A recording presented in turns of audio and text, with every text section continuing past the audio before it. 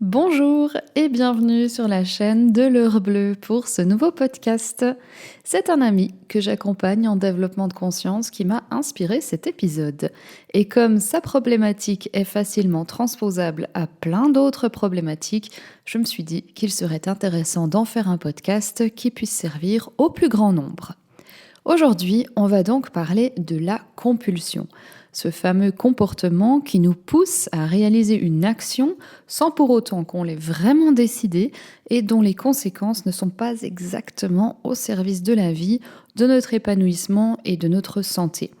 On est donc comme victime de notre propre comportement qu'on ne parvient pas à empêcher. Le résultat, c'est souvent une forme de culpabilité plus ou moins intense qui va entraîner une tension, qui à son tour va entraîner un besoin de relâcher la tension, ce qui se fait généralement de façon compulsive par un nouveau craquage. Et hop, le cercle vicieux est en marche. On va donc découvrir ensemble comment essayer de retrouver une forme de liberté de choix face à la compulsion. Mais avant de se lancer dans le vif du sujet, un petit disclaimer d'abord. Je précise que je partage ce qui fonctionne pour moi. Ce n'est ni de la science, ni une vérité absolue. C'est uniquement une piste que je vous invite à explorer et à expérimenter. Il ne s'agit pas non plus ici de traiter des formes d'addiction graves, même si ce que je peux proposer peut apporter un éventuel soutien. Les addictions sont des problématiques complexes qui demandent à être traitées de façon appropriée et en profondeur. Ceci étant posé, voyons déjà ce que j'appelle une compulsion. Pour moi, c'est le moment où je vais grignoter quelque chose alors que je n'ai pas faim, juste parce que je passe par la cuisine et que je vois un paquet de nougats de Montélimar ramené directement du sud par mon coloc. La seconde avant de voir le paquet, j'y pense pas, et au moment où je vois le paquet, je pioche dedans sans même vraiment m'en rendre compte et je ne peux pas m'en empêcher alors que j'aimerais éventuellement diminuer le sucre dans mon alimentation. C'est aussi le moment où cet ami dont je vous parlais en intro fait la fête avec ses amis et qu'au lieu de boire 3-4 bières, il est emporté par sa consommation et finit complètement ivre avec une sérieuse gueule de bois le lendemain. Et c'est aussi cette acheteuse compulsive qui n'a absolument pas besoin de nouvelles chaussures et qui aimerait plutôt mettre un peu d'argent de côté pour ses prochaines vacances, mais qui craque parce que quand même, une paire de bottes en cuir soldées à ce prix-là, faut pas déconner, c'est une aubaine. En gros, la compulsion, c'est cet acte qui est en totale contradiction avec notre aspiration profonde. Je veux prendre soin de ma santé en diminuant le sucre, mais je me goinfre de nougat. Je veux passer un bon moment avec mes amis et être en forme le lendemain, mais je bois beaucoup trop. Je veux partir en vacances et j'ai besoin d'argent pour ça, mais je claque mon fric dans des choses inutiles. De prime abord, ça paraît complètement insensé. Alors pourquoi est-ce qu'on ne parvient pas à se maîtriser et à suivre sa ligne ? C'est parce que la compulsion répond à un besoin plus profond, plus urgent et plus viscéral que celui de nos aspirations profondes. On va donc procéder par étapes pour tenter de mettre un maximum de conscience sur nos compulsions et peut-être, avec un peu de chance, retrouver une forme de liberté. La première étape, c'est d'apprendre à repérer mon point de bascule. À quel moment je sens que je bascule dans la compulsion ? Après combien de verres est-ce que j'atteins un seuil d'inhibition qui fait que j'en ai plus rien à fiche de boire ensuite comme un trou ? À quel moment je sens que ma main glisse vers le paquet de nougat ? À quel moment je n'arrive plus à imaginer mes vacances en bord de mer et je dégaine la carte de crédit pour me payer ces chaussures ? Il ne s'agit pas de se juger, ni de se blâmer, ni d'essayer de faire quoi que ce soit d'autre que de simplement repérer ce point de bascule. Tiens, voilà, c'est ici. J'observe qu'à ce stade, je sais que si je bois un verre de plus, je ne saurais plus m'arrêter. Ou, tiens, j'observe que j'ai sorti ma carte de crédit et que je vais acheter des chaussures même si j'ai d'autres aspirations. On fait ça quelques fois et quand on arrive à bien repérer ce fameux point de bascule, on passe à l'étape suivante. Et cette étape, c'est quand on atteint le point de bascule, on essaye de voir qu'est-ce que je cherche à obtenir et à nourrir à travers le fait d'avancer au-delà de mon point de bascule. Qu'est-ce qui me donne tellement envie de céder à la compulsion ? Qu'est-ce que j'imagine obtenir ou ressentir si je cède? Si je vais taper dans le nougat, peut-être que j'imagine que je vais me sentir comme réconfortée, ressentir de la douceur, avoir une sorte de câlin gustatif, me sentir plus remplie intérieurement et moins seule. Et si je cède à ces fameuses chaussures, comment j'imagine que je vais me sentir? Peut-être cette petite excitation de la nouveauté, ce sentiment comme quand on est un enfant et qu'on reçoit un nouveau jouet, ou le fait peut-être de se sentir plus belle ou plus confiante en portant ces nouvelles chaussures.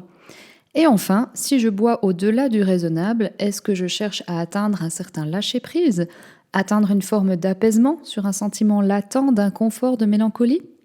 Là encore, on se contente d'observer et de prendre conscience de ce qu'on cherche à nourrir en utilisant comme stratégie l'objet de la compulsion. Et on reste avec ça. On observe avec tendresse et à ce stade, on ne cherche pas encore à faire quoi que ce soit d'autre. Il est très important de prendre un temps pour se relier à ce besoin profond, de l'accueillir et de le reconnaître. Et quand on parvient à avoir un peu d'aisance sur ces 2 premières étapes, on peut ensuite faire un pas de plus. Je repère donc le point de bascule, puis j'identifie avec tendresse ce que je cherche à obtenir ou à nourrir à travers l'objet de la compulsion. Et là, je me demande, est-ce que vraiment ce que je cherche à obtenir ou à ressentir sera comblé durablement par cette stratégie? Et donc stratégie, c'est céder à la compulsion. Ou alors, il y a aussi une série de questions posées par Issa Padovani qui permettent de faire ce même chemin, et les voici. La première, c'est comment est-ce que je me sens à cet instant avant de céder à la compulsion? Et comment j'aimerais me sentir, ou qu'est-ce que j'imagine que je vais ressentir en cédant à la compulsion? Ensuite, comment par rapport à mes expériences précédentes, est-ce que je me sens en réalité quand je cède? Et enfin, ayons conscience de cela, est-ce que je décide de céder ou pas? Et s'il y a un décalage entre ce que j'aimerais ressentir et ce que je ressens réellement en cédant à la compulsion, ou si la compulsion ne me permet pas de nourrir durablement ce fameux besoin urgent et viscéral, alors j'ai maintenant une dernière observation à faire, et c'est est-ce que j'ai les moyens, à cet instant, de faire autrement que de céder à la compulsion? Alors à ce stade, on a déjà beaucoup ralenti et on a pris le temps, en face de ce foutu paquet de nougat, de mettre de la conscience sur chaque mécanisme qui compose la compulsion. On n'est donc déjà plus dans un système inconscient qui nous échappe, mais dans un système qui nous offre un choix. Et si à cet instant, je me rends compte que j'ai pas les moyens de faire autrement que de céder à la compulsion, alors c'est OK. La différence fondamentale, c'est que je cède en pleine conscience, et ça c'est vraiment important. Ou alors peut-être que je vais juste voir que tiens, tout d'un coup j'ai le choix à cet endroit. Et peut-être que cette fois-ci, je ne vais pas céder parce que le fait d'avoir ralenti et mis de la lumière sur mon besoin viscéral me permet de m'y connecter avec tendresse, et quand un besoin est vu et reconnu, en général, il s'apaise instantanément. Il ne disparaît pas complètement, mais il n'a plus besoin de crier et de gesticuler pour se faire remarquer. Et là, on peut opter pour une autre stratégie. Si j'ai besoin de douceur, alors je peux me rabattre sur le chat et enfouir mon nez dans sa fourrure et laisser son ronronnement me calmer. Si j'ai besoin de déconnecter, de lâcher prise, peut-être qu'une session de sport me fera du bien. Et si j'ai besoin d'excitation, de nouveauté, bien peut-être que je peux essayer de créer quelque chose, de faire un bricolage, de dessiner, de faire de la musique, peu importe. Donc on garde en tête qu'il y a toujours plein de stratégies différentes pour nourrir un besoin, et que de se relier pleinement et avec tendresse à ces besoins permet déjà de les apaiser de façon significative. Donc, si je résume brièvement toutes les étapes, ça donne ça. 1. Je repère mon point de bascule. 2. Je prends le temps de découvrir ce que je cherche à nourrir à travers la compulsion. 3. Je me relie à ce besoin, je le reconnais et je l'observe avec tendresse. 4. Je vérifie si céder à la compulsion peut nourrir durablement ce besoin. 5. Si la réponse est non, alors je vérifie si j'ai les moyens ou non de faire autrement que de céder. Et 6. Je choisis en conscience de céder ou de renoncer. Enfin, gardons en tête que tout ce processus, c'est pas une recette miracle qu'on va appliquer une fois et qui va nous libérer pour toujours. C'est une pratique et comme toutes les pratiques, eh bien, ça se pratique et ça demande donc une certaine rigueur et un certain engagement.